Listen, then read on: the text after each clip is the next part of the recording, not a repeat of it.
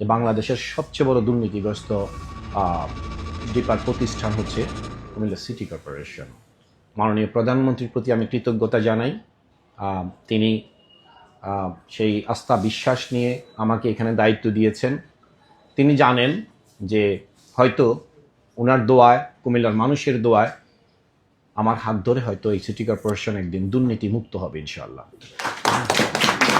অনেক কাজ এই সিটি কর্পোরেশনকে যদি আগামী প্রজন্মের জন্য একটি উপযোগী পরিকল্পিত নগরী হিসেবে আমরা আগামীর প্রজন্মকে তুলে ধরতে চাই, আগামী প্রজন্মের ব্যবহারের উপযোগী করতে চাই, তাহলে এখানে কাজের কোনো শেষ নেই, পরিকল্পনার কোনো শেষ নেই। একটি নিয়ে মন্ত্রণালয়ে পড়ে থাকতে হবে আমাকে। মাননীয় প্রধানমন্ত্রী, আপনারা শুনলে খুশি হবেন, মাননীয় প্রধানমন্ত্রী আমাকে যেদিন দায়িত্ব দিয়েছেন সেদিন বলেছেন যে তোমার কি কি প্রকল্প প্রয়োজন আগামীর কুমিল্লাকে, আগামীর প্রজন্মের জন্য এই কুমিল্লাকে কি কি করলে পরে, বড় বড় প্রজেক্ট করলে পরে তুমি রাজশাহীকে ফলো করো, রাজশাহী থেকে ভালো কিছু করতে পারবা, তুমি আমাকে ফাইল দাও, তুমি আমাকে প্রজেক্ট দাও। এটা কিন্তু আমাদের কুমিল্লার মানুষের জন্য অনেক বড় পাওয়া।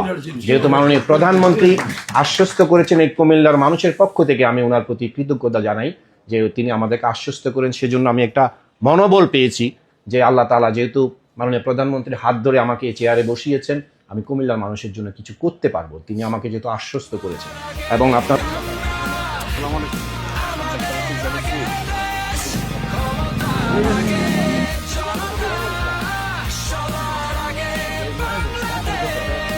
Thank you.